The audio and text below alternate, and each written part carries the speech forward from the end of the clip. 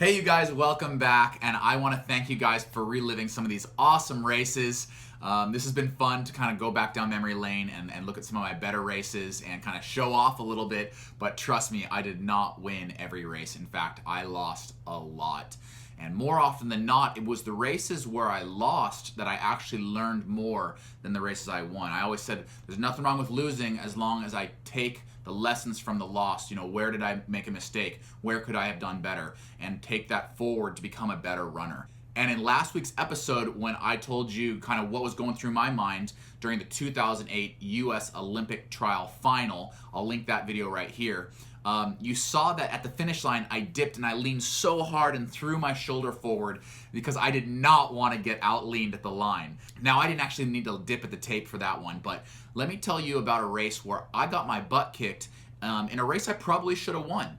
The 2008 US Indoor Championships. In that race, me and my longtime friend and rival, Kadivus Robinson, better known as KD, we went all the way to the line and he beat me on a lean by 1/100th of a second. It's a race I probably should have won, but I had never learned how to properly lean. And shout out to KD, he was the veteran in the race, and he out-leaned me for the win. It cost me thousands and thousands of dollars, actually. And so I came back from that and I said, Coach Rad, I need you to teach me to have the best lean in all of middle distance running. And of course, Coach Rad had taught a lot of sprinters how to lean for the win. So at this point, let's actually watch the race.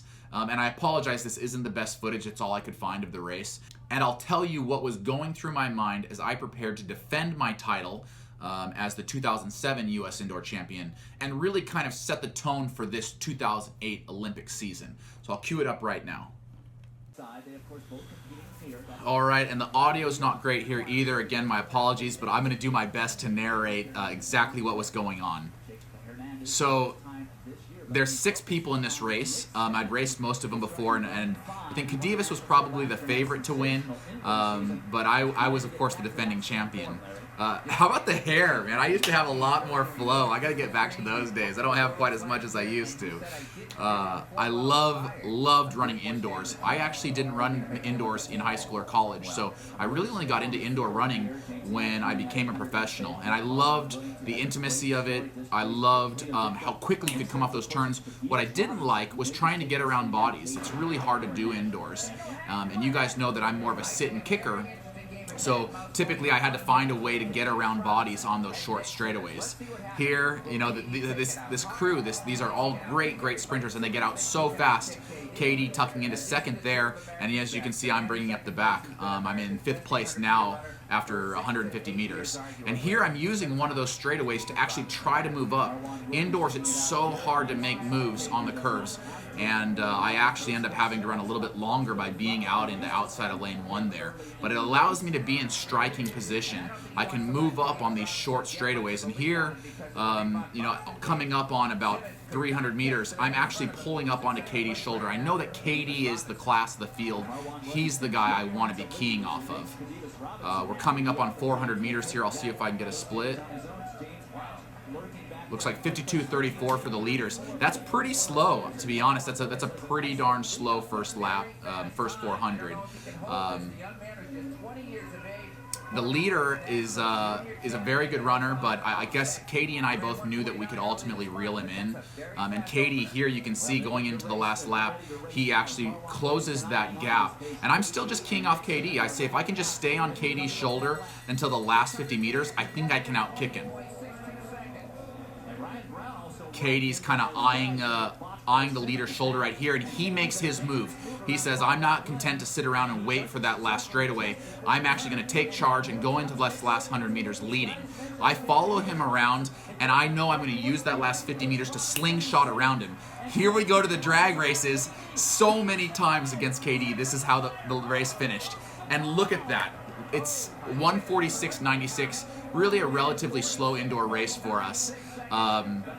I give him a hug. I loved racing KD. He always brought it. He was such a dynamic, charismatic guy when we raced, and I had so much respect for him. Here's the slow-mo finish, and this is where I lose the race. I had the momentum. Look at that horrible lean. There is no lean on my part, and KD, with a textbook shoulder lean, steals the race from me. I'm just kidding. He actually earned that. He earned that. He's the veteran, and he knew how to lean at the line, and I didn't. I mean, that's simple how I lost it. Let's see if we can listen to this review, this interview. I really wanted it. This is what we need to do. This is what the U.S. needs to do in middle distance and distance. You push me all the way. I need it. It's a great race for the family. I executed my race plan perfectly up until the last inch. Literally 799 meters, 0.99. The last centimeter I lost it. And I think it may have actually been closer than 100th of a second. Yeah, no, 1/100th of a second. That's what a lean can do for you. A lean can be the difference between winning and losing. And Katie's lean was textbook there, and my lean was non-existent. So what I asked Jimmy Radcliffe to do, I said, Jimmy, I need you to teach me the perfect lean. How do I make sure that I never, ever get out-leaned again at the line? And he said, you know, Nick, the old school way of thinking was to lean with your chest. Now, the finish link system, when you cross the line, it's measuring your torso. It's not measuring your hand. It's not measuring your nose. It's measuring, you know, your torso. And you can lean with your chest, and that's how people used to lean. But the new school style of leaning is to lean with your shoulder. And so he taught me that right as I'm coming across the line to throw my weight forward and dip my shoulder, and this would ultimately be the first part of my body that crossed the line and signaled that I had finished the race. So if we go back and look at the 2008 Olympic trials final, even though no one's around me, I'm terrified that someone's going to outlean me for the win the way that KD did in this race.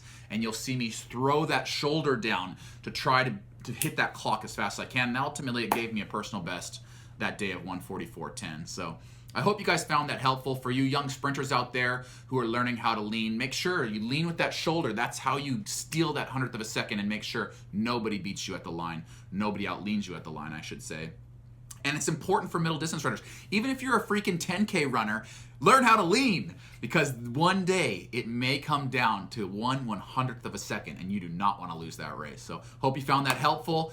I've got a couple more race reviews that I want to do. Certainly the 2013 U.S. Championships, the 2013 World Championships, in which I won a silver medal, and probably some more races where I got my butt kicked, because I think we learn a lot from the times that we lose.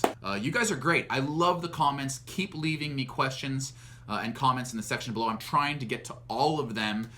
It takes a lot of time, but I absolutely love taking the running knowledge that I have and trying to give it to you guys. So thanks again. See you guys soon.